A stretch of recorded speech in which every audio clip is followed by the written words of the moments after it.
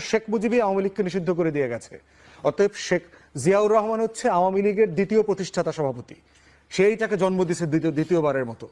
আওয়ামী লীগকে দেখেন দ্বিতীয়বার পুনর্বাসন করেছে কে? এরশাদ করেছে। সে তাকে সংসদে নিয়ে আসছে, রাজনৈতিকভাবে পুনর্বাসিত হলো, সংসদে সে বিরোধী দল আকারে আসলো 86 সালে। সেই জাতীয় পার্টির অবস্থা কি হয়েছে?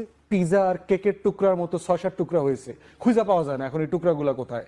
রাজনীতি নাই হয়ে গেছে বাংলাদেশে তার।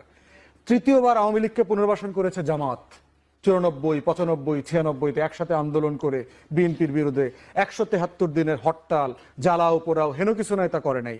সেই জামাতকে আওয়ামী লীগ কি করছে? নাস্তানাবুদ করে দিছে গত 16 বছরে। হাজার হাজার নেতা কর্মীকে গুম, খুন, হত্যা, নিপীড়ন, মিথ্যা মামলা, হেন কিছু নাই যা জামাত শিবিরের উপর করে নাই। চতুর্থবার আওয়ামী লীগকে পুনর্বাসন করেছে 111-এর সরকার। বাংলাদেশের দালাল ব্যুরোক্রেসি, বাংলাদেশের দালাল মিলিটারি অফিসাররা, আর্ম ফোর্সেসরা, গণমাধ্যমরা, সুশীল সমাজরা মিলে সেইখানে বাংলাদেশে আওয়ামী লীগ কি করেছে? গণমাধ্যমের টুটি চেপে ধরেছে, আমার সিভিল ব্যুরোক্রেসি নষ্ট করে দিয়েছে, মিলিটারি ব্যুরোক্রেসিকে নষ্ট করে দিয়েছে, রাষ্ট্রের প্রত্যেকটা কাঠামো ধ্বংস করে দিয়েছে। অতএব আওয়ামী লীগ হচ্ছে একটা অভিশপ্ত রক্তধারার নাম। অতএব যারা যারা পুনর্বাসন করবেন তাদেরকে বলবো ইতিহাস থেকে শিক্ষা নেন। Coming back to the point of the military engagement, হাসনাতের বক্তব্য খুব পরিষ্কার।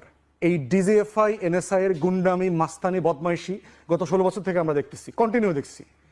ডিজিএফআই কে দিয়ে রাজনীতি করানো, দল বানানো, দল ভাঙানো, এই সব কিছুর পলিটিক্স তো আমরা গত 50 বছরে দেখছি। ক্যান্টনমেন্টে নিয়ে অমুকরে থ্রেট দেওয়া, উঠায় নিয়ে আসা, বিচারপতিরে এয়ারপোর্টে লাথি মাইরা বাইর করে দেওয়া, এই ডিজিএফআই এগুলো তো আমরা দেখছি।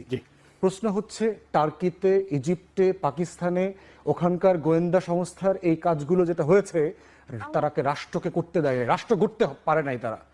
অতএব এই গণতন্ত্রের যাত্রা যেটা আমরা শুরু করেছি নতুন করে আবার গত অভ্যুত্থানের পরে, বাংলাদেশকে যদি আবার রাষ্ট্র বানাতে হয়, keep them out of politics. Arm ফোর্সেসের সিনিয়র লিডারশিপকে বলছি, গোয়েন্দা সংস্থাগুলোকে বলছি, for God's sake get out of the politics.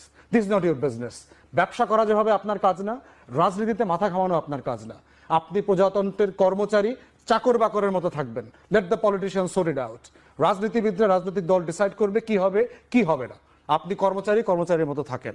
অতএব, এবং তার বক্তব্যগুলো দেখেন, সেনাপ্রধানের বক্তব্য, চুপ্পুর বক্তব্য, ভারতের ফরেন মিনিস্ট্রির বক্তব্য, ভারতের সেনাপ্রধানের বক্তব্য, একে শব্দে শব্দে মিলিত হয়ে যাচ্ছে। Inclusive politics. ইনক্লুসিভ পলিটিক্সের কথা 2014-তে মনে ছিল না, 2018-তে মনে ছিল না, যখন এই আর্ম ফোর্সেসের অফিসাররা, পুলিশরা মিলে রাতের ভোট করে দিয়েছে, তখন বাংলাদেশে ইনক্লুসিভ পলিটিক্সের কথা মনে ছিল না। 2024-এ মনে ছিল না যে ইনক্লুসিভ পলিটিক্সের কথা। এখন কেন আওয়ামী লীগকে পুনর্বাসন করতে গিয়া আমাদেরকে ইনক্লুসিভ পলিটিক্স শেখাচ্ছেন? ভারত বলছে বাংলাদেশে নাকি নির্বাচিত সরকার না আসলে, ইনক্লুসিভ নির্বাচন না হইলে শান্তি শৃঙ্খলা ফিরে আসবে না। এতদিন বুঝেন নাই? 16 বছর ধরে এগুলো মনে ছিল না? তখন যে ফ্যাসিবাদ কায়েম করেছেন আপনার।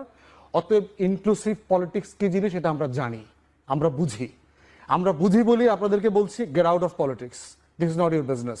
দয়া করে রাষ্ট্রটাকে রাষ্ট্র হইতে দেন, এই রিপাবলিকটাকে রিপাবলিক হইতে দেন। 1400 শহীদের